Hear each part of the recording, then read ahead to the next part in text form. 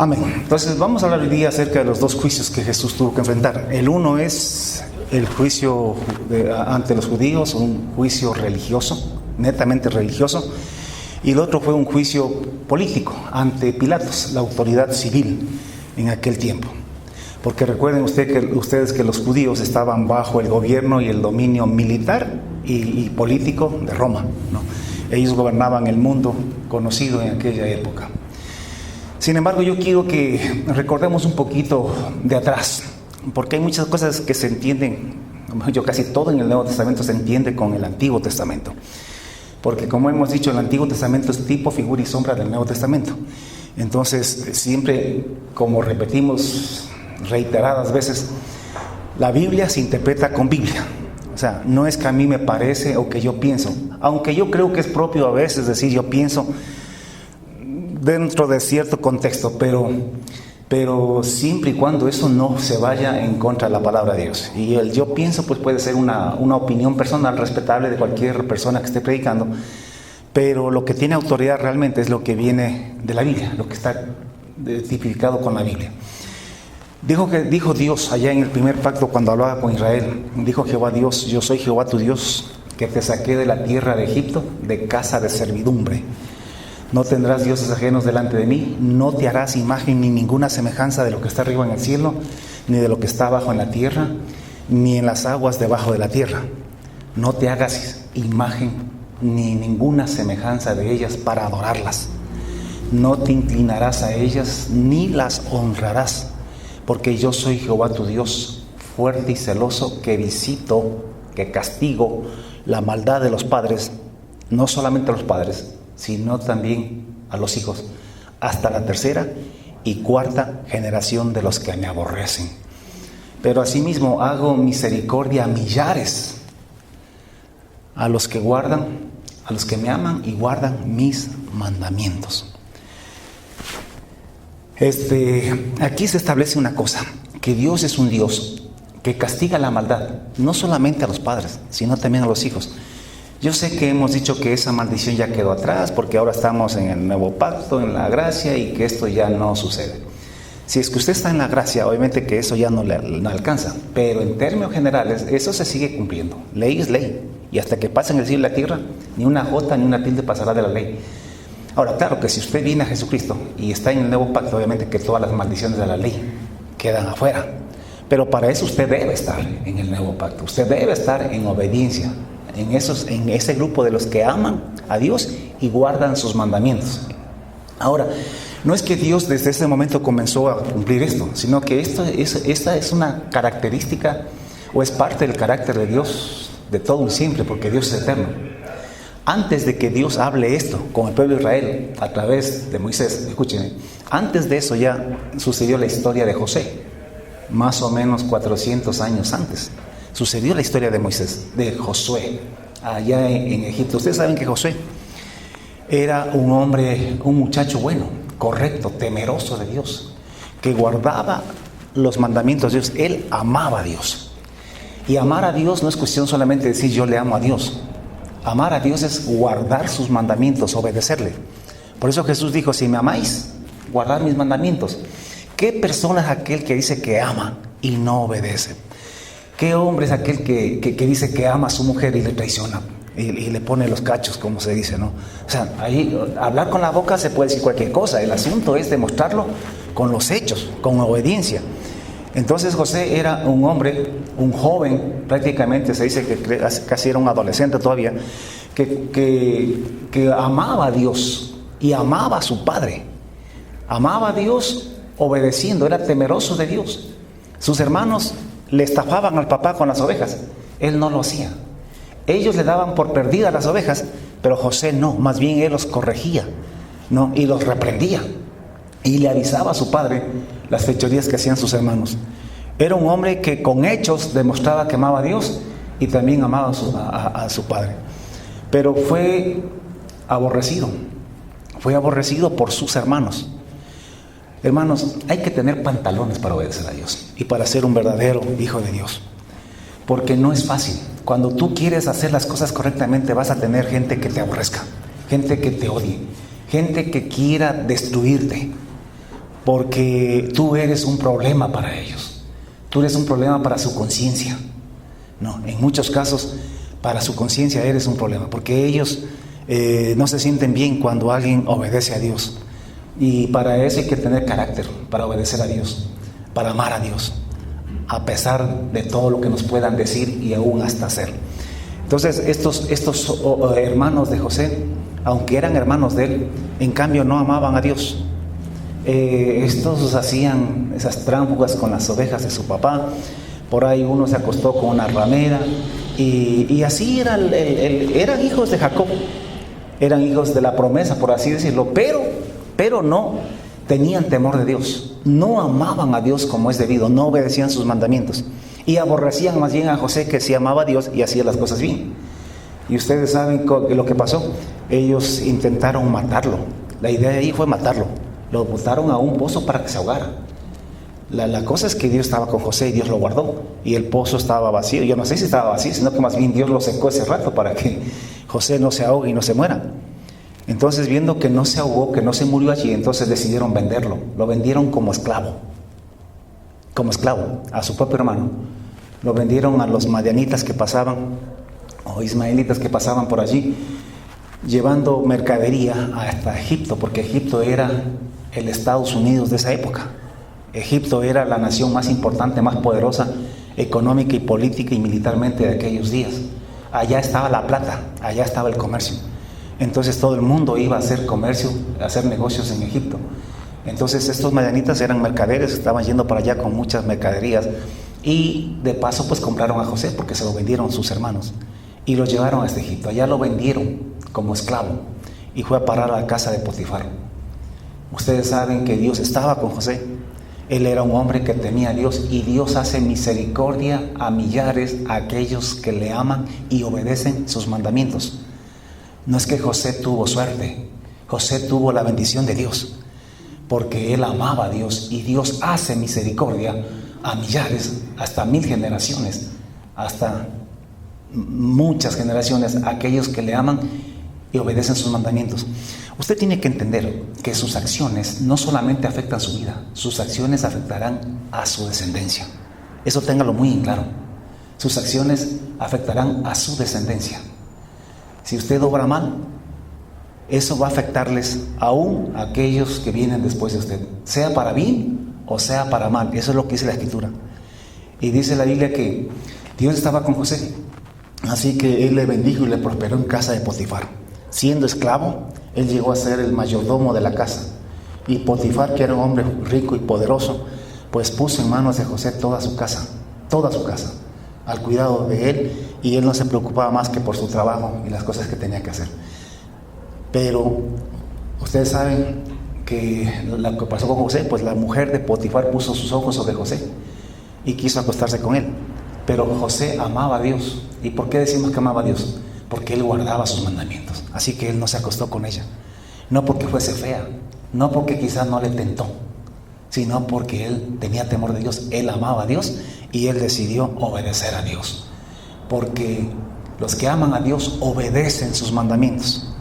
Aquí no me vengas con el ere de que sí, que yo amo a Dios, pero andas en adulterio, andas en fornicación o andas en desobediencia, andas en chismes, andas resentido, no perdonas, odias y haces cuantas cosas malas. A Dios no se le ama con la lengua, no se le ama con palabras nada más, sino que se le ama con hechos, se le ama con obediencia, sobre todo con obediencia a sus mandamientos y a su palabra. Así que Dios estaba con José, José amaba a Dios y no se acostó con esa mujer, pese a las consecuencias, porque usted sabe que a veces obedecer a Dios trae consecuencias inmediatas, negativas, pero a la postre usted tiene la bendición de Dios, y es más importante esperar en Dios, sabiendo que a la postre Dios va a hacer la obra. Y aunque a veces inmediatamente usted tenga, por ejemplo, usted tiene necesidad y de pronto puede robar por la necesidad, pero usted decide obedecer a Dios, puede ser que usted sufra las consecuencias de no poder contar con el dinero y no poder salir de sus problemas inmediatos. Pero créame, Dios es fiel, Dios está allí y Dios sabrá librarle y sabrá sacarle en su momento de cualquier atolladero. porque usted ama a Dios y Dios hace misericordia a los que le aman. Y los que le aman a Dios son aquellos que obedecen sus mandamientos. Escúchame, no son los evangélicos, no son los católicos, ni siquiera son los pastores, ni siquiera son los líderes. Los que aman a Dios son aquellos que obedecen y guardan sus mandamientos. Esos son los que aman a Dios y punto. No estemos aquí hablando poesías ni poemas de amor, nada. Obedezcamos y con eso es todo. Con eso estamos amando a Dios. Y la Biblia dice que José fue a parar en la cárcel. Se dice que estuvo ahí más o menos 7 años. Pero Dios lo amaba. Él tenía temor de Dios. Sus hermanos, no sé cómo estarían acá en Canaán. Aparentemente se habían librado de su problema, de su estorbo, que era José. Pero es cuestión de tiempo. Porque Dios visita la maldad de los padres, de los que hacen lo malo. No solamente sobre ellos, sino sobre sus hijos. Y hasta 1000 generaciones. Perdón, hasta la 3ª y 4ª generación. Entonces, dice la Biblia que como Dios estaba con José, por cuanto Dios lo amaba, y Dios hace misericordia a los que le aman y guardan sus mandamientos. Entonces Dios mandó un par de hombres, siervos del faraón, del rey, del máximo líder de la nación de Egipto. Cayeron presos juntamente con José. Fueron a parar allí mismo donde José estaba. Y esos tuvieron cada uno un sueño. Y Dios le dio la sabiduría a José para interpretar los sueños de estos 2 hombres. El sueño del uno era para muerte. Y le dijo: en 3 días cortarán tu cabeza y morirás. Y el otro le dijo: en 3 días tú serás restituido otra vez a tu puesto y volverás a servir al rey en su copa. Pero una cosa te ruego: cuando estés allá, acuérdate de mí. Yo ya te he contado, no sé cuánto tiempo pasarán allí. Él ya les contó que él estaba injustamente en esa cárcel. Él ya conocía. Y bueno, el asunto es que el hombre salió y se olvidó de José. Pero Dios no se olvida, porque Dios hace misericordia. Métete en la cabeza eso. Hace misericordia hasta 1000 generaciones a los que le aman y guardan sus mandamientos. Dios no se olvidó. A su debido tiempo Dios le mandó un sueño al rey Nabucodonosor. No es Nabucodonosor, es el faraón. Estamos en Egipto, no en Babilonia. Le mandó un sueño a Faraón, rey de Egipto, y nadie le pudo interpretar porque era un sueño de Dios. Y Dios le dio la sabiduría y la revelación a José para que le interpretara el sueño. Porque interpretar las cosas de Dios no es cuestión de ir a un seminario, ni a un instituto bíblico, ni tener una licenciatura o un doctorado en tal o cual cosa. Para entender las cosas de Dios tienes que tener espíritu de revelación y de sabiduría de Dios. Porque esto es Dios quien nos revela, no los hombres. Y cuando Dios quiere hacer algo, Él hace que ni siquiera puedan olerla a los demás. Y aunque parezcan después cosas sencillas,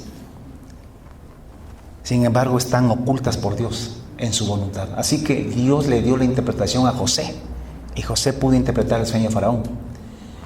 Y le dijo que iban a venir 7 años de abundancia extrema sobre la tierra. Y que luego de esos 7 años de abundancia extrema iban a venir 7 años de escasez, pero una escasez extrema también. Entonces Faraón le dijo: ¿y qué tengo que hacer? Le dijo: bueno, cuando hay bastante, pues tienes que guardar. Que no se desperdicie el exceso de la producción que va a haber estos 7 años. Guárdalo, y cuando ya vengan los 7 años de escasez, de pobreza y de miseria, de sequía, entonces el pueblo tendrá pan para comer. El faraón dijo: bueno, no hay mejor hombre para que cumpla esa tarea que tú mismo, ya que tienes esa sabiduría. Así que Dios cumplía su palabra, porque pasarán el cielo y la tierra y la palabra de Dios se cumplirá. Ten paciencia, haz lo bueno, aunque inmediatamente no veas resultados. Ten paciencia, ten fe en Dios. La fe y la paciencia van juntos. El que tiene fe tiene paciencia, y el que tiene paciencia es porque tiene fe para esperar en la palabra de Dios, en las promesas de Dios. Porque primero fallarán el sol y la tierra y la luna antes que falle una jota, una tilde de la palabra de Dios, de las promesas de Dios. Y José sabía eso. Y él amaba a Dios. Y él esperó en Dios. Y nunca, él obedeció los mandamientos. Porque amar a Dios es guardar sus mandamientos. Dios no se lleva de tus palabras, no se lleva de tus lágrimas, de tus gritos, de tus cánticos, de tu danza. Y no digo que eso sea malo. Uno lo puede hacer, pero Dios no se traga eso. Dios mira tu vida. Dios mira tu obediencia, tu temor en tu corazón. Él mira la obediencia a sus mandamientos que hay en tu vida. Eso es lo que cuenta a la final de cuentas para Dios. Así que, hermanos, por favor, tengamos fe en Dios, tengamos paciencia en Dios y esperemos. Yo no sé cuántos años pasaron. Posiblemente pasaron más de 15 años. Desde que José salió de su casa hasta que Dios lo puso como gobernador sobre la tierra de Egipto. Y la Biblia dice que Dios le hizo misericordia y él se casó y fue muy feliz. Tuvo su familia allí. Pero recuerde que la palabra del Señor decía, porque yo visito la maldad de los padres sobre los hijos hasta la tercera y cuarta generación de los que me aborrecen. Y los hermanos de José habían aborrecido a Dios. ¿Qué es aborrecer a Dios? No guardar sus mandamientos, no obedecerle. Es lo contrario que amarle. Si amarle es guardar sus mandamientos, entonces aborrecerle es no guardar sus mandamientos. Así que tú puedes decir, te amo Jesús, y llorar aquí en la iglesia en un cántico, pero si no le estás obedeciendo, tú aborreces a Dios. Así de sencillo, de claro y de directo. Como dijo alguien por ahí, perdonarán la franqueza, pero así es, hablemos claro. Porque estamos llenos de religiosidad y no hay verdadero cristianismo en la iglesia. A veces solo hacemos bulto en la iglesia y pensamos que porque cantamos, que porque lloramos, que porque venimos al culto, ya Dios está feliz y contento. No, Dios está feliz y contento con aquellos que le aman, y los que le aman guardan sus mandamientos. Y los que no guardan sus mandamientos, así hagan todo lo que la religión les dice y les enseña, aborrecen a Dios. Aborrecen a Dios. Así que solamente hay un termómetro para medir esto. Es la obediencia. La obediencia. Así que deja de murmurar, deja de criticar, deja de odiar. Deja del resentimiento. Deja de fornicar, jóvenes. A los jóvenes les digo así clarito, sin pelos en la lengua, todos los que están acostándose se van para el infierno. Los fornicarios no van a heredar el reino de los cielos. Así sean evangélicos, así sean del grupo de alabanza. Los adúlteros, peor. Se van para el infierno. Porque aborrecen a Dios. Porque a Dios se le ama obedeciéndole. Si no le obedeces, tú no le amas a Dios, le aborreces. Y los hermanos de José aborrecieron a Dios, no obedecían sus mandamientos. Usted lea lo que ellos hacían. Y la peor cosa que hicieron fue vender a su hermano por ser un hombre que amaba a Dios, por ser un hombre que obedecía los mandamientos de Dios. Nunca, escuchen bien, nunca alces tu dedo, tu mano contra alguien que ama a Dios. No sabes en qué diablos te vas a meter. Si tú ves un hombre justo, honesto y correcto, no lo toques ni con el pétalo de una rosa, como dicen por ahí. Porque Dios hará misericordia con él y Dios visitará tu maldad hasta la tercera y cuarta generación. Cuando tú alzas tu dedo, tu mano contra un hombre justo, correcto, estás maldiciendo tu propia simiente, tu propia familia, a tus propios hijos, nietos, bisnietos y tataranietos, tercera y cuarta generación. La palabra de Dios no pasará, se cumplirá. Puede ser que pase 1 año, 2 años, 10 años, 20 años, pero se cumple porque se cumple. Porque primero pasará en el cielo y la tierra antes que pase su palabra. Y estos hombres cometieron el peor error de su vida. Porque si bien es cierto que Dios visita la maldad de los padres sobre los hijos, pero hay pecados que son más terribles que otros pecados. Hay pecados que traen mayor consecuencia y mayor ira delante de Dios que otros. Y uno de los peores pecados que uno puede cometer es levantar su mano contra un hijo de Dios, contra un siervo de Dios. Sobre todo con uno que es justo, honesto y correcto delante de Dios, como lo era José. Y que fue aborrecido no porque robaba, ni porque mataba, ni porque era chismoso, ni porque era calumniador. Fue aborrecido porque amaba a Dios, obedecía sus mandamientos y amaba a su padre. Honra a tu padre y a tu madre. Cuidado con aquellos que maldicen a los padres, con aquellos que descuidan a sus padres. Tú estás maldiciendo tu propia generación.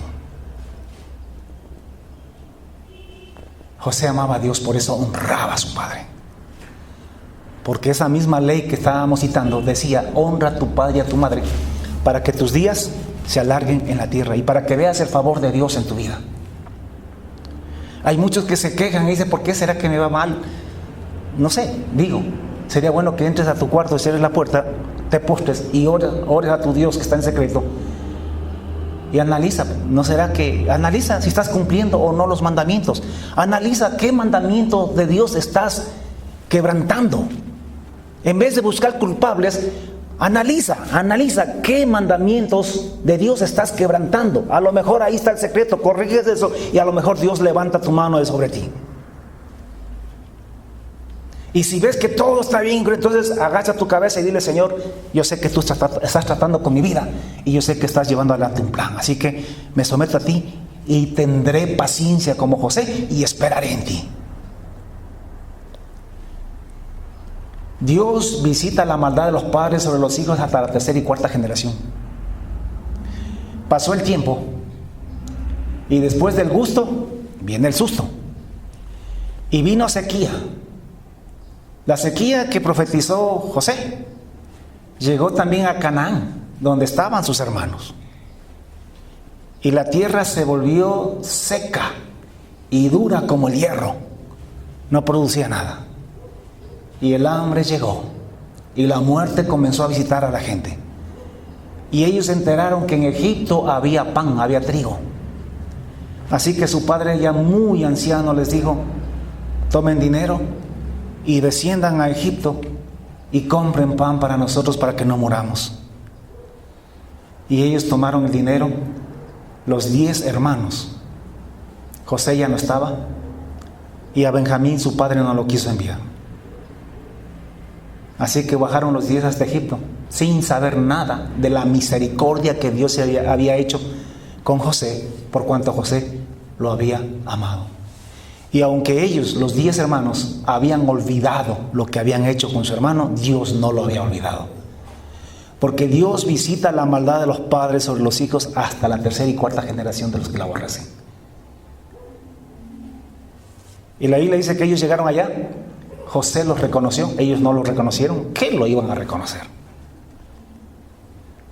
Y después de algunas tretas que José tuvo con ellos, finalmente José se reveló a ellos. Mira que Dios le había dicho a José, y por esto lo aborrecían también. Porque Dios le dijo a José: un día tus hermanos y aún tus padres se postrarán delante de ti. Por cuanto tú amas mi ley, amas mis mandamientos, me obedeces, me amas. Y yo honro a los que me honran. Un día yo te levantaré. Y aún tu padre y tu madre, no sean tus hermanos, se postrarán delante de ti. Entonces él les contó el sueño, porque hasta ese entonces era un sueño nada más. Y ellos le aborrecieron. Y le odiaban por todo eso. Pero lo que Dios dice se cumple. Llegó el día en que estaban así, con el rostro en tierra delante de José. Porque pasará el cielo y la tierra y su palabra no pasará. No que no. Ahí está. Pero no tengamos, yo siempre digo, hermano, hagamos el bien y dejemos las cosas en manos de Dios. Tú solamente preocúpate de honrar a Dios con tu obediencia, con tu temor a Dios. Y guardando en tu corazón su ley. Deja que lo demás lo haga Dios. No forcemos nosotros las cosas. Solo dejémoslas en manos de Dios. Como repito, pueden pasar 1 año, 10 años, 20 años, pero Dios en su debido momento, en el momento preciso y justo, en el mejor momento, cumple sus promesas y cumple su palabra. Ahí estaban ellos. Y la vida de ellos dependía de José. Porque si José no les daba el trigo, se morían de hambre. Pero José les dio. Bueno, cortemos un poco la cosa. La Biblia nos dice que después de que José se rebeló a sus hermanos, él mandó a traer a su padre y bajó toda la familia, toda la tribu. Los trajo hasta Egipto porque José era señor de Egipto. Y José, después de Faraón, era el que tenía todo el control y el dominio de la nación. Así que los mandó a traer y los ubicó en la mejor parte de la tierra de Egipto, dado que ellos tenían ovejas, animales y cosas así. Y los ubicó en Gosén, una tierra fértil, lo mejor de Egipto. Ahí los ubicó y ahí entraron toda la familia, sus hermanos, sobrinos, todos, papá, la mamá ya estaba muerta, pero y todos entraron allí y se establecieron 70 personas en total, que eso era toda la familia que tenía José. Y mientras José vivía y Faraón vivía, pues ellos gozaron de lo mejor de Egipto. Hasta que murió Faraón. Luego murió José. Y se levantó otro Faraón, que ya no conocía todo lo que había pasado con José. Y estos siguientes faraones o reyes de Egipto comenzaron poco a poco a esclavizar a la descendencia de Jacob, a toda la familia de José. Y pasaron 400 años en Egipto y fueron esclavizados. ¿Por qué usted cree que fueron esclavizados? Porque Dios visita la maldad de los padres sobre los hijos hasta la 3ª y 4ª generación de los que la aborrecen. Ellos vendieron como esclavo a su hermano y Dios los entregó como esclavos a sus hijos por muchas generaciones en Egipto. Por eso es que, escúchame, mi hermano, ten temor de Dios. A veces hacemos cosas y pensamos que porque por el momento no pasa nada, triunfamos y salimos bien. ¡Cuidado! ¡Cuidado! Arriba hay un Dios que no muere. Un Dios que no se olvida. Un Dios que todo lo sabe, inclusive sabe las intenciones más escondidas de tu corazón cuando haces una cosa. Porque uno puede disimular y uno puede decir otra cosa con la boca, pero Dios conoce las verdaderas intenciones que hay en el corazón de cada persona, detrás de cada palabra que dices, detrás de cada acción que haces, detrás de cada gesto que haces. A Él no le engañas. Podrás engañarle a los demás, podrás engañarte tú mismo si tú quieres, pero a Dios no le engañas. Y Dios visita la maldad de los padres sobre los hijos hasta la 3ª y 4ª generación. ¿Amas a tus hijos? Tú dices que sí. Tú dices que das la vida por ellos. Pues empieza a obedecer, a guardar los mandamientos de Dios. Si es que tanto amas a tus hijos, si tanto amas a tu descendencia,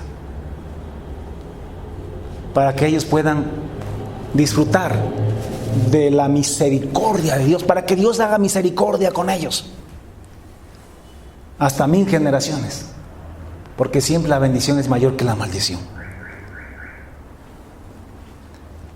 Y ellos llegaron a ser un pueblo de esclavos, los hijos de esos hombres que no amaron a Dios. Y lo que es peor, ellos olvidaron al Dios de sus padres.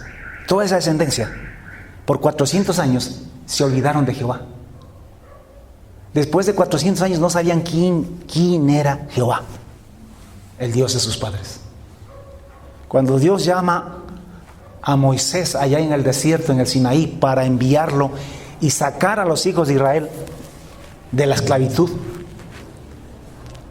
Faraón, uno de los peros que le puso Faraón a Dios es: ¿en nombre de qué Dios voy? Porque tu pueblo, los hijos de Israel, los esclavos, ellos no te conocen. ¿En nombre de qué Dios voy? La pregunta de Moisés era oportuna, era la indicada. Y Dios recién tuvo que revelarse nuevamente a ese pueblo, darse a conocer a ellos después de 400 años. Hace 2000 años Dios nos mandó otro hombre justo a la tierra.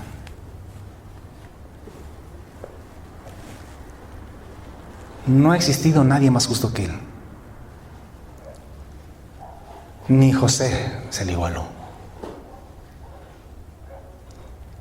La Biblia dice que en toda su vida no hizo ningún mal. Fue tentado en todo, pero nunca pecó.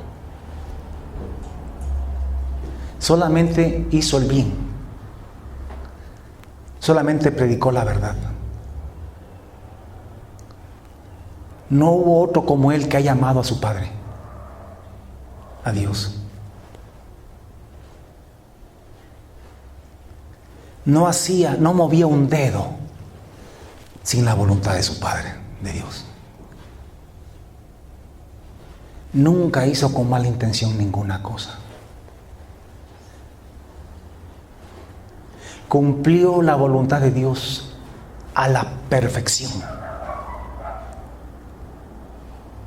Nunca odió a nadie.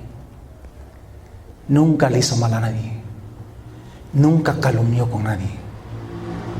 Nunca chismeó. Nunca codició. Nunca fornicó. Nunca adulteró. Nunca asesinó a nadie. Pero fue aborrecido como ningún otro en la tierra.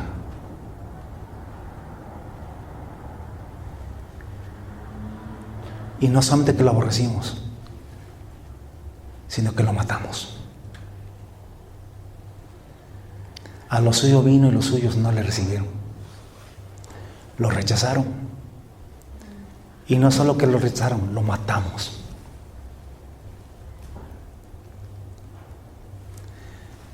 Y hace 2021 años más o menos, un día viernes, día de la Pascua,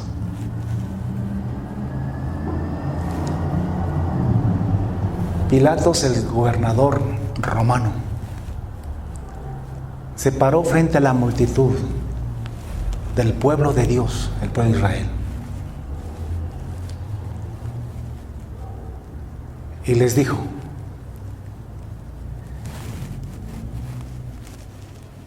hay la tradición de que se os suelte un preso todos los años en esta fiesta de la Pascua.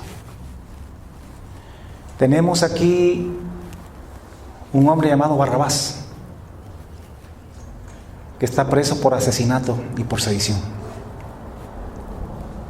Y tenemos aquí a Jesús llamado el Cristo.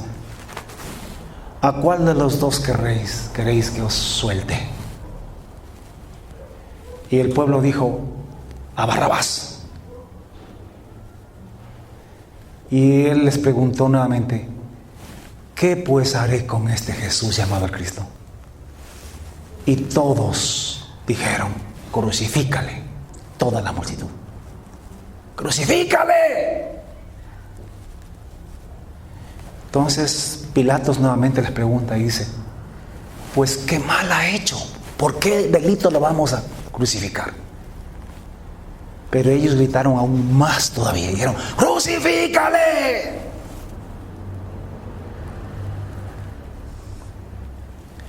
viendo Pilatos que no adelantaba nada, sino que se hacía más alboroto, tomó agua, se lavó las manos delante de todo el pueblo y les dijo: yo me declaro inocente de la muerte de este hombre, de este justo, porque este es justo. Yo lo he juzgado y no encuentro en él nada digno de que lo matemos. Pero por cuanto ustedes me exigen y hasta me amenazan con acusarme delante de César como traidor, pues por ustedes lo voy a crucificar. Pero eso sí, me declaro inocente de la sangre de este justo. Y se lavó las manos delante. ¿Y sabe qué respondió el pueblo? Dice que el pueblo respondió, todos respondieron a una y dijeron: su sangre sea sobre nosotros, sobre nuestras cabezas y sobre nuestros hijos. Qué tremenda declaración.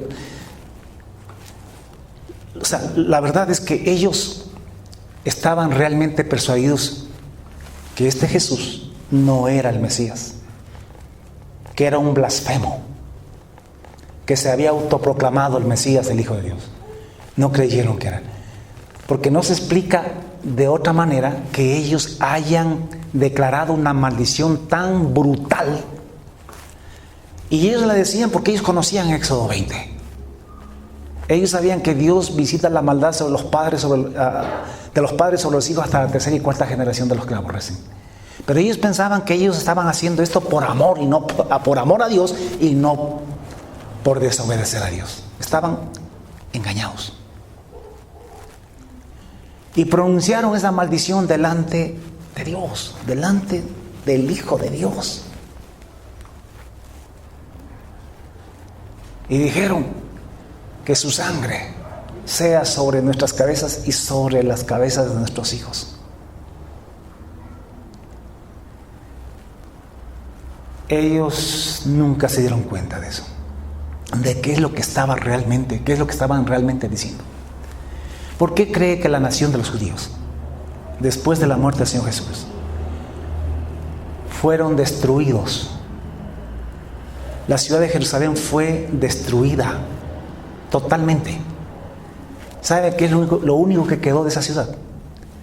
El muro de los lamentos, que hasta ahora existe.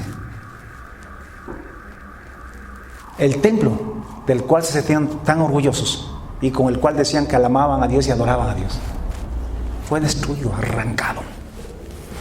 Y quedó solamente un muro exterior, como un vestigio, como una prueba, como un recordatorio de la maldición que había caído sobre ellos. Y por 2000 años han estado exiliados, errantes, perseguidos, odiados, masacrados. ¿Por qué cree que Hitler mató como 6 millones de judíos? Porque Dios visita la maldad de los padres sobre los hijos hasta la tercera y cuarta generación de los que aborrecen.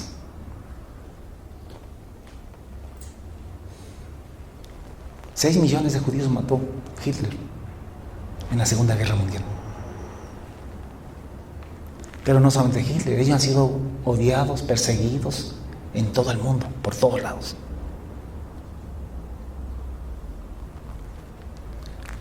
Porque Dios visita la maldad de los padres sobre los hijos, de los que la aborrecen. Ellos mataron a Jesús, ellos fueron muertos y sus hijos fueron matados, asesinados también, de manera horrorosa como han sido ellos. ¿Se enterará usted de qué forma mataron? Digo, de Hitler porque tenemos registros históricos, pero ellos han sido masacrados todos estos 2000 años. Pero ¿sabe usted cómo Hitler mató a tantos judíos?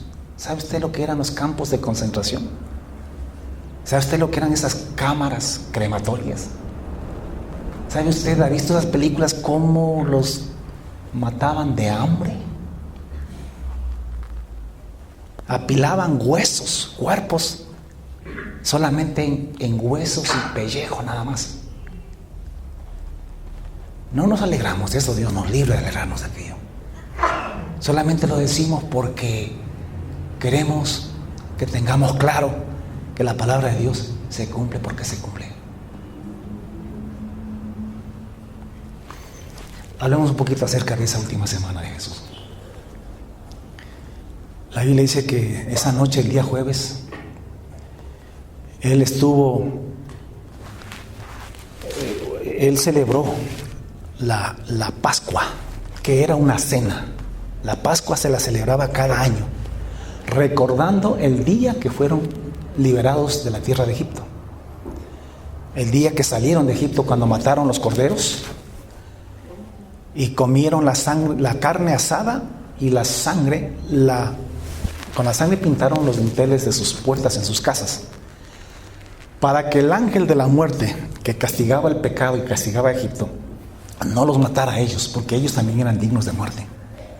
Los hijos de Israel también eran tan dignos de muerte igual que los egipcios.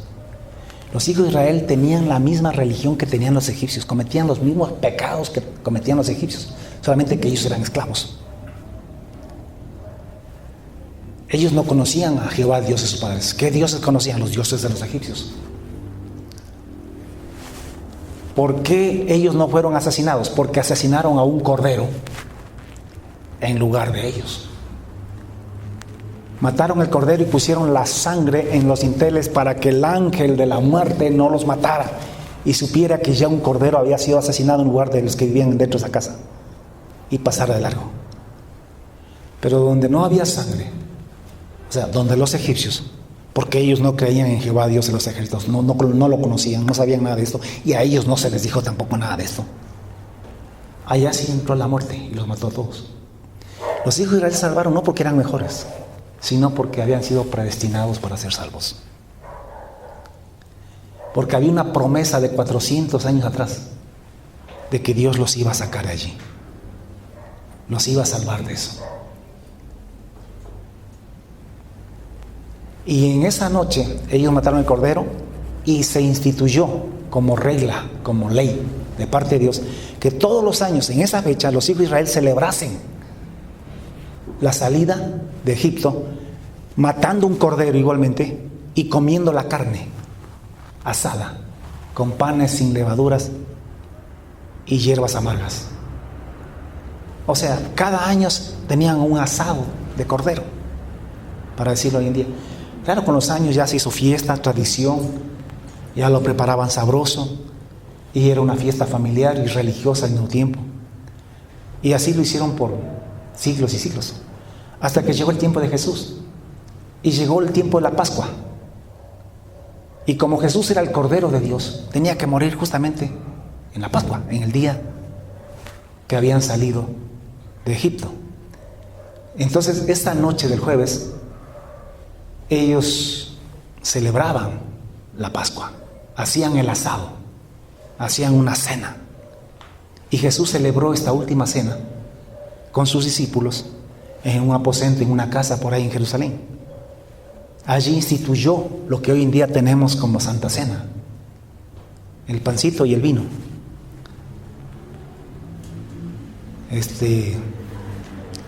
Verán el video de la semana pasada, me parece, explicamos un poquito de esto. Véanlo en las redes sociales. Y Jesús instituyó ahí la Santa Cena. Eso fue el jueves en la noche. Después, ahí en la Santa Cena, Jesús les lavó a los pies a los discípulos. En esa noche, Él dijo, mientras comían, dijo quién iba a ser el que le iba a entregar. En esa noche, Él anunció la negación de Pedro. Todo sucedió ahí durante la Santa Cena.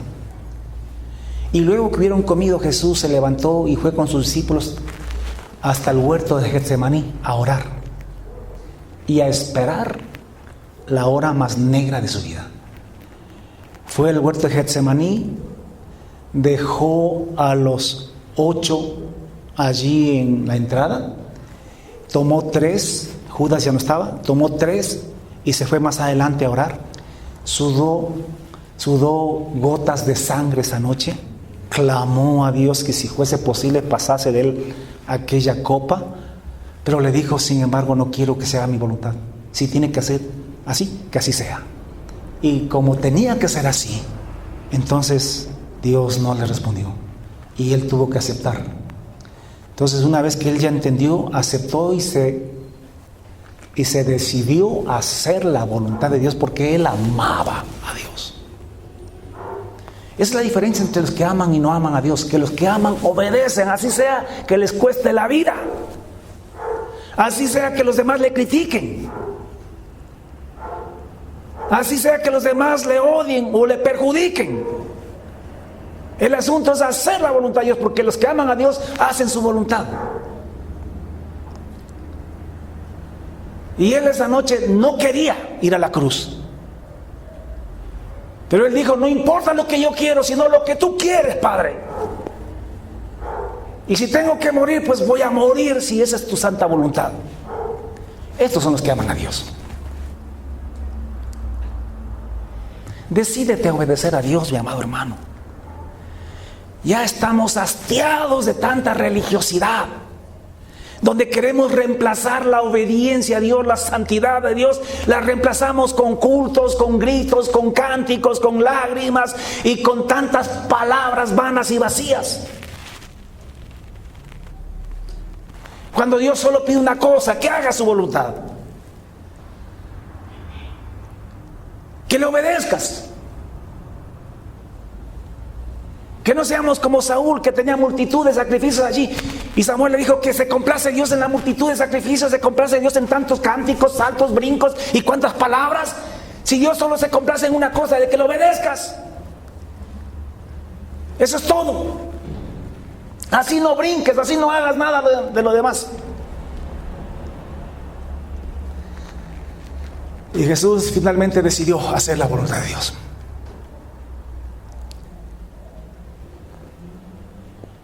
Así que luego fue a sus discípulos, los encontró durmiendo, dijo, levántense, vamos, la hora ha llegado. Él se acercó de pronto a la salida del huerto, no sé, y llegó la turba y lo tomaron prisionero. Esa noche lo llevaron enseguida a la casa de Anás. Anás era el ex sumo sacerdote, había dejado de serlo ya. Y el actual en ese momento sumo sacerdote era Caifás, que a la vez era yerno de Anás. Pero Jesús fue llevado a la casa de Anás. Y Anás es el que le juzga en esa noche, a la medianoche. Entre gallos y medianoche, como dicen por ahí. Ahí lo juzgan. Y trajeron, porque necesitaban encontrar una causa para callar sus conciencias, una causa para poder acusarle y condenarle a muerte, porque la idea era matarlo, porque lo aborrecían. ¿Por qué lo aborrecían? Porque Jesús amaba a Dios. ¿Por qué lo aborrecían? ¿Sabe usted que la gente que más nos aborrece son evangélicos? Son cristianos, esos son los que más nos aborrecen. Y no se sorprenda cuando eso le pase. Hay gente que dice, pastor, es que no puedo entender por qué son los mismos hermanitos que deberían amarme. No, es que siempre ha sido así. Los de allá afuera ni siquiera saben que existes. Los de allá afuera ni les importa lo que tú haces o no haces. Es los que son de entre nosotros, los que nos conocen, son nuestros verdaderos enemigos. A Pilatos no le importaba Jesús, o sea, él hasta quería soltarlo, le caía bien Jesús. A él no le importaba nada de la religión, las cosas que creía Jesús, que creían los judíos. Eran los judíos, los religiosos, quienes insistían y luchaban para que Jesús fuese muerto. Así que Anás, de los principales, eso más, son los principales. Algún rato el pastor te va a atacar a ti, si haces la voluntad de Dios. podría ser que un pastor, un líder, alguien así, se ponga contra ti. Ha pasado. Conozco algunos que han sido botados de las iglesias por un pastor celoso, porque veía la mano de Dios en alguien, porque veía el temor de Dios, la obediencia de Dios, el amor de Dios en alguno de sus líderes, y tuvo miedo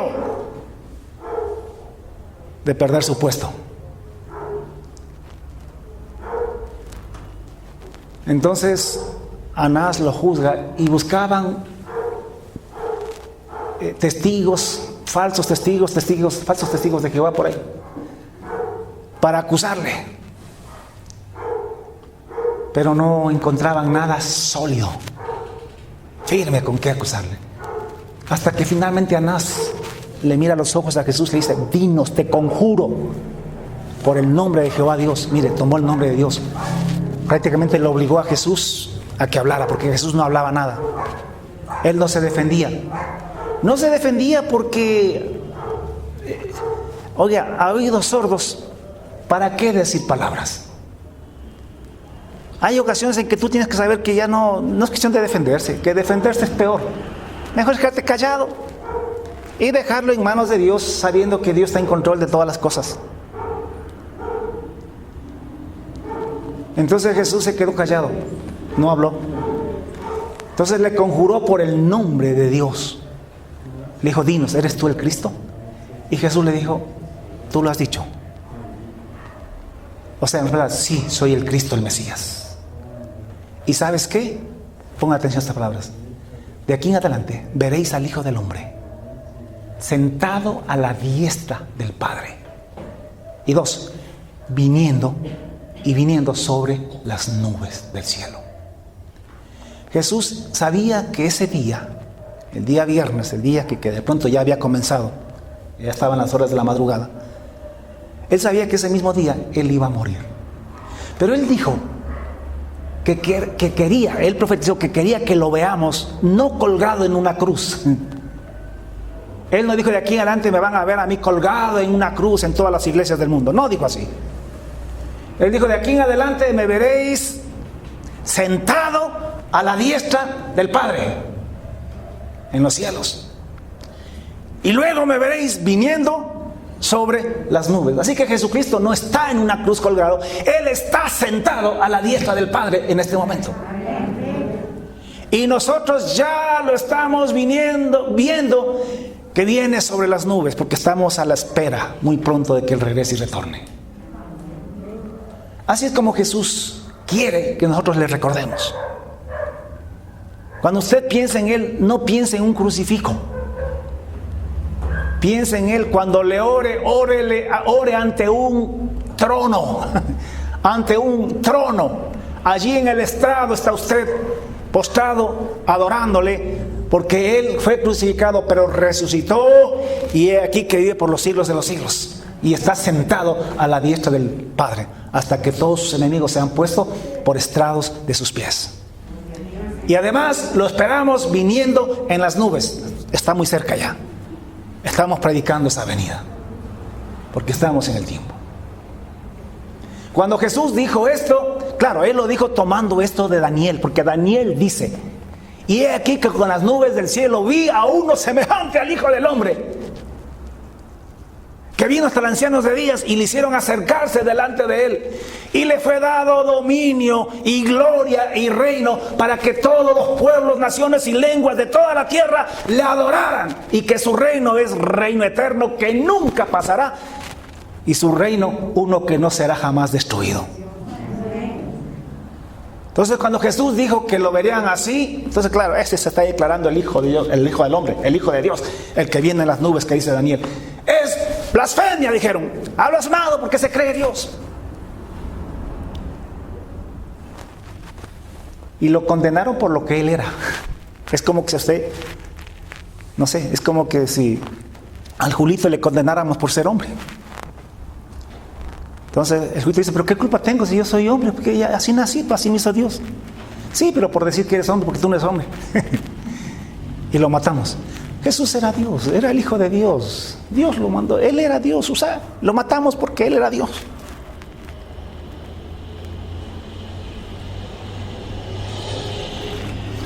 Al siguiente día se reunió el concilio y lo llevaron ante Pilato, porque, o sea, si lo mataban los judíos, lo tenían que ahorcar. Así era como mataban los judíos, tenían que colgarlo. Así era como mataban. Ellos no mataban crucificado. Pero además, ellos no podían matar, porque como estaban bajo el dominio político y militar de Roma, entonces ellos tenían que remitirse a la autoridad civil legal que había sobre ellos, que eran los romanos. A ellos no les estaba permitido, a los judíos, matar a nadie. Si ellos condenaban a alguien a muerte, tenían que ir y acusarlo delante de los romanos para que los romanos lo ejecuten, si es que lo encontraban culpable. Así que al siguiente día se reúne el Sanedrín, se reúne el concilio, y ya con todo esto, esta blasfemia, entre comillas, que Jesús había dicho, pues ya ellos lo sentenciaron a muerte, porque no había otra condena para un blasfemo de tal magnitud. Entonces los llevan donde Pilatos, pero como era viernes de Pascua, ellos no podían entrar al pretorio, a la casa del sacerdote, del gobernador romano, de Pilato. Entonces llegaron hasta la puerta y se lo entregaron a la guardia. Métela adentro y dile a Pilato que aquí le traemos un hombre para que lo mate. Entonces Pilato, imagino que pasó por la sala, no sé, un recibidor que él tendría, vio a Jesús allí y salió afuera. Le dijo: ¿qué queréis? ¿Por qué me habéis traído ese hombre? Te lo traemos porque es digno de muerte, si no, no te lo hubiésemos traído. ¿Y qué ha hecho? Bueno, según nuestra ley es digno de muerte porque ha dicho que él es el Mesías, y sobre todo porque ha dicho que él es nuestro rey. O sea, es un sedicioso, se está levantando contra Roma, contra el César, así que tienes que matarlo. Pero es que yo no veo que eso, es que tienes que matarlo, porque él comenzó desde allá de Galilea, ha venido por toda Judea, enseñando de Galilea, dice, él es de Galilea, sí, es de Galilea. Entonces, ¿sabes qué? Porque es que Pilato no lo quería crucificar. Pilato no lo quería crucificar, nunca lo quiso. Usted lea todo y va a ver que Pilato trató de salvarlo hasta el último. Entonces, si es de Galilea, entonces que lo juzgue pues el rey de Galilea. Y a propósito, qué suerte que tenemos, ese rey está aquí en Jerusalén en estos días. Así que, ¿saben qué, guardias? Llévenselo a Herodes para que Herodes lo juzgue y él lo condene. Así, largo de que vaya a hacer todo por allá. Entonces, se lo llevaron a Herodes. Herodes dice que se alegró cuando supo que Jesús venía, porque quería tener un show. Como había oído que Jesús hacía milagros y cuanta cosa, dijo: voy a ver un show aquí a los tiempos, una buena cosa, un buen espectáculo. Pero Jesús llegó allá y no abrió la boca para nada, no hizo nada, se quedó mudo y solamente dejaba que le acusen y le acusen sus enemigos, y se quedó mudo. Finalmente Herodes, desilusionado porque no pudo tener su show, dice que se burló de él, le pusieron por ahí una capa burlándose como que fuese rey, y se lo regresó otra vez a Pilato. Entonces llegó otra vez el tumulto, te lo manda Herodes, no quiere juzgarlo, que estamos aquí en tu territorio y que tú tienes que juzgarlo. Entonces Pilato entra al pretorio, o sea, a la sala donde él juzgaba. Los judíos no podían entrar porque era día viernes de Pascua y no se querían contaminar, porque si entraban allá no podían comer el asado en la noche. Entonces se quedaron afuera. Entonces Pilato le pregunta a Jesús: ¿eres tú el Cristo? ¿Eres tú el rey de los judíos? Fue lo que le preguntó. Y Jesús le responde y le dice: ¿dices tú eso por ti mismo o porque te lo han dicho otros de mí? Y Herodes se molesta y dice: ¿qué? ¿Acaso yo soy judío? Tu nación y los principales sacerdotes te han traído a mí. ¿Qué has hecho? Le respondió Jesús: mi reino, Pilato, mi reino no es de este mundo. Si mi reino fuera de este mundo, mis siervos pelearían para que yo no fuese entregado a los judíos y no fuese muerto. Pero mi reino no es de aquí. Entendamos bien estas palabras, hermanos, porque hoy en día hay una gran cantidad de iglesias que piensan que el reino de Dios es aquí y es en este tiempo. Muchos están loquitos por la silla de Carondelet. Muchos quieren ser alcaldes,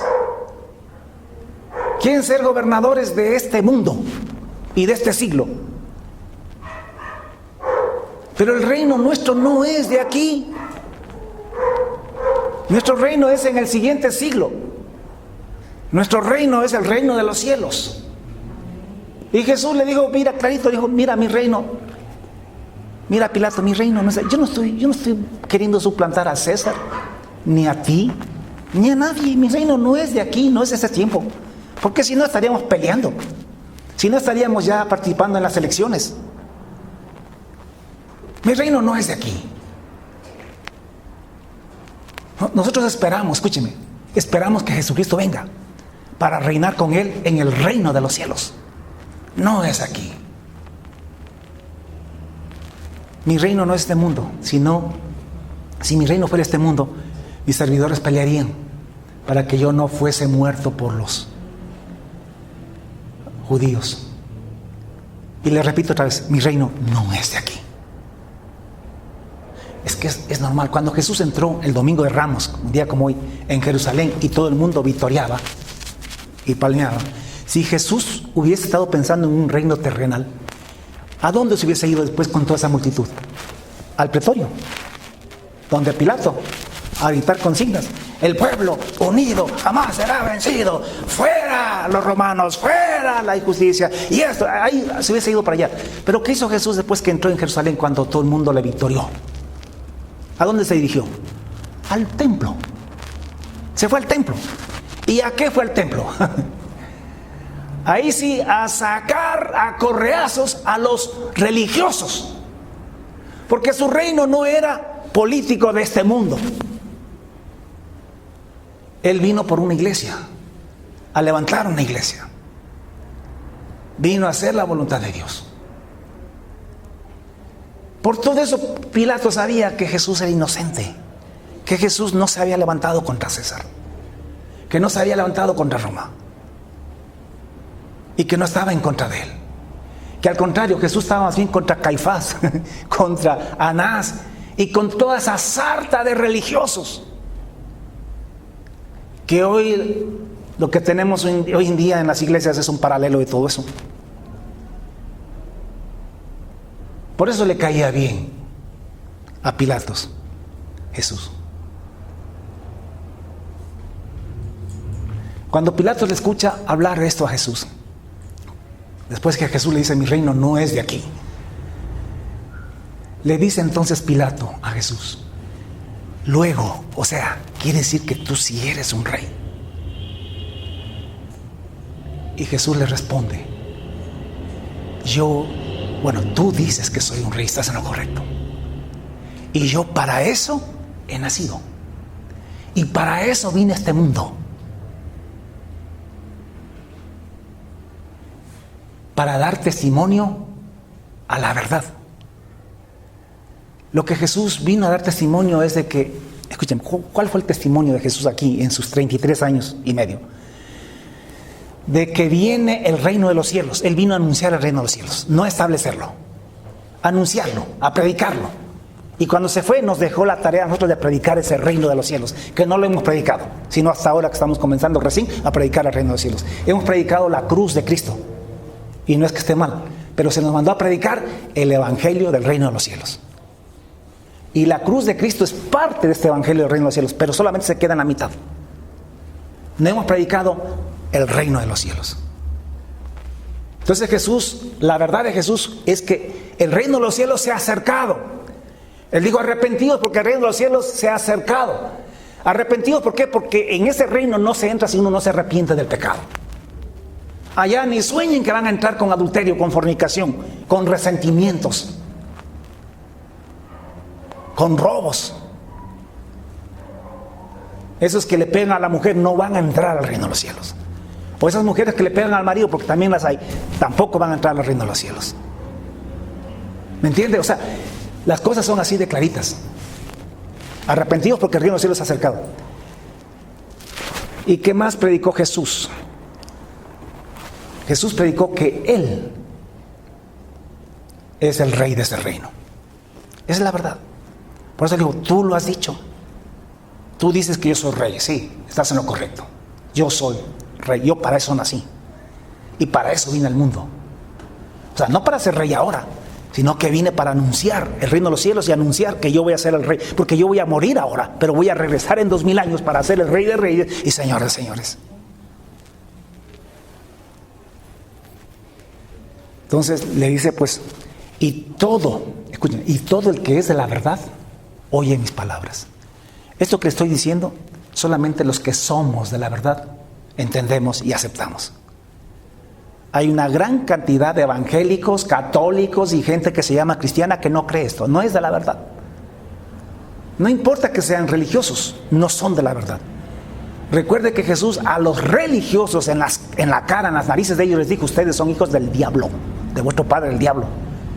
Y eran los judíos religiosos, los que hablaban de Dios, los que enseñaban al pueblo la ley.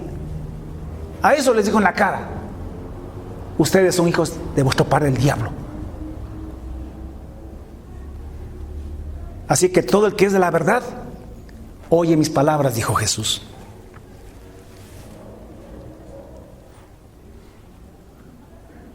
Entonces Pilato le dijo, ¿y qué es la verdad? Y se dio media vuelta y salió otra vez afuera, fuera del pretorio, afuera, donde estaban los judíos. Y les dijo, yo no hallo en él ningún delito.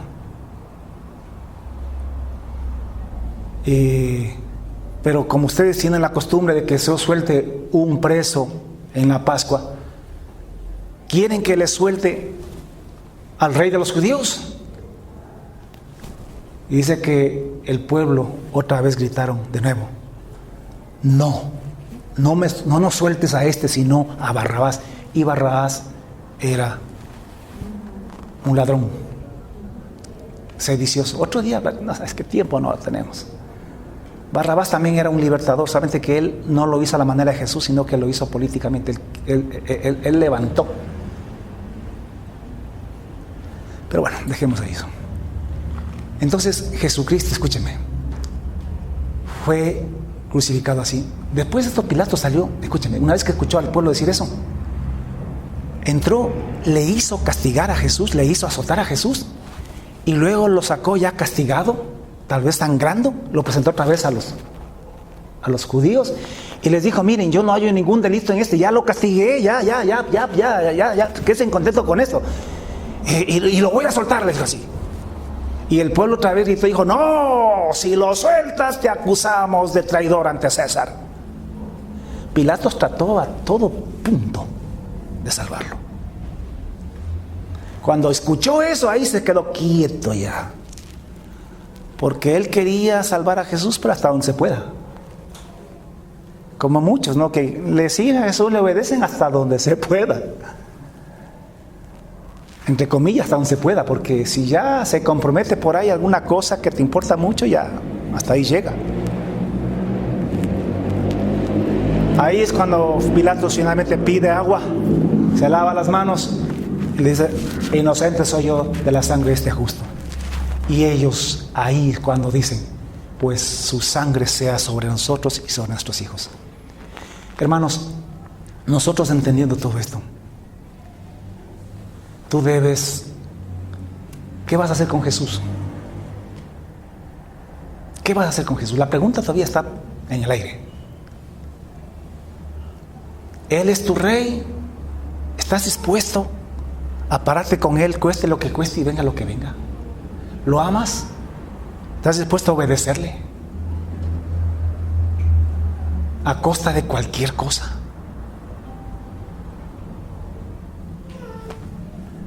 Jesús es José. José fue Jesús. Biblia se interpreta con Biblia. El Antiguo Testamento es tipo, figura y sombra del Nuevo Testamento. A Jesús lo matamos hace 2000 años. Pero regresa como rey y como Señor de todo el universo, de toda la tierra.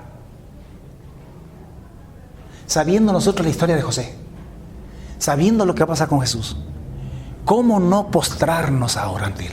¿Cómo no humillarnos delante de Él? ¿Cómo no tomar la decisión de pararnos con Él? Cueste lo que cueste y pase lo que pase de aquí en adelante. Ser un verdadero cristiano.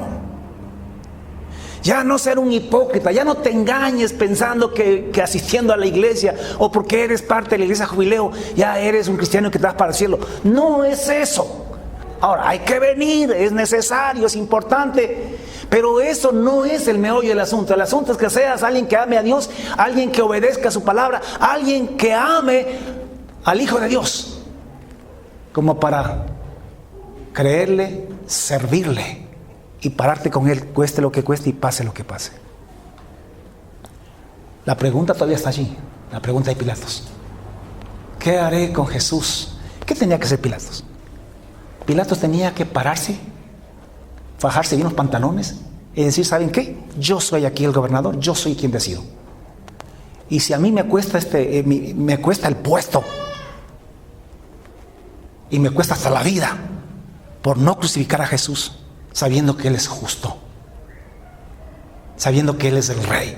¿Sabe usted qué? Otro día hablaremos, no sé cuándo, pero Pilatos sí sabía que Jesús era el Hijo de Dios.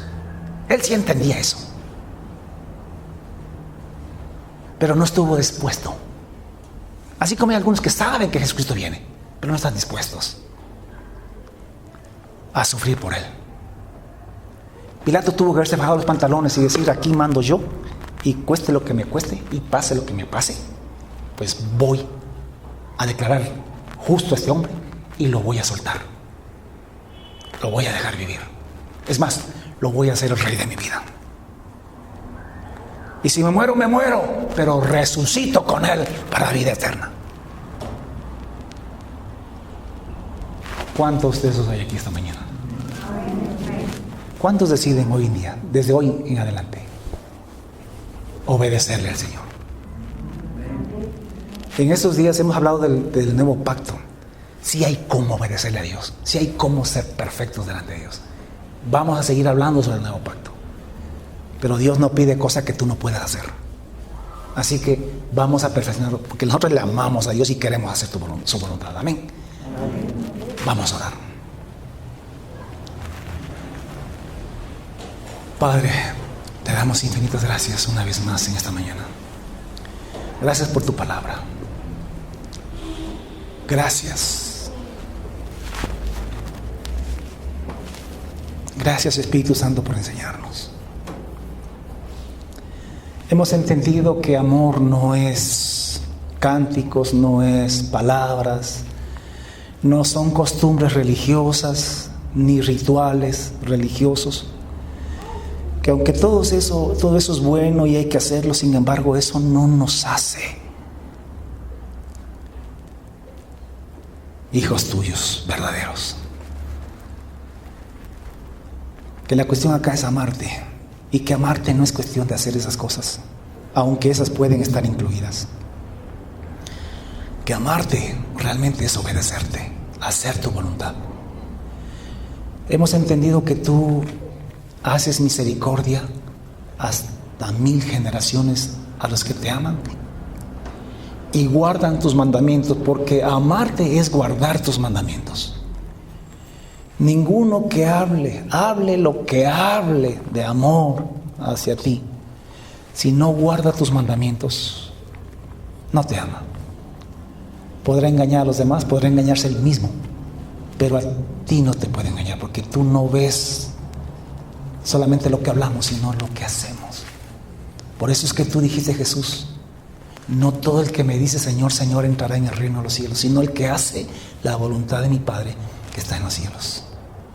Así que Dios, habiendo entendido esto, en esta mañana decidimos. Hoy recordamos un domingo en el que se dice que Jesús entró en Jerusalén y fue recibido como rey, fue victoriado como rey. Hoy en esta mañana nosotros decidimos que tú vas a ser el rey de nuestras vidas y que tú vas a ser el objeto de nuestro amor y que te vamos a amar de veras, como te amó José, como te amó Jesús, obedeciéndote y guardando tus mandamientos. Y nosotros estamos entendiendo de que sí hay cómo guardar tus mandamientos, que sí podemos ser perfectos, que sí podemos ser como Jesús, que sí podemos ser como José, que podemos ser perfectos a través del nuevo pacto hecho en la sangre y el sacrificio de Jesús, que lo estamos entendiendo y lo vamos a vivir. En el nombre de Jesús te damos gracias. Amén y amén. Que Dios los bendiga, hermanos.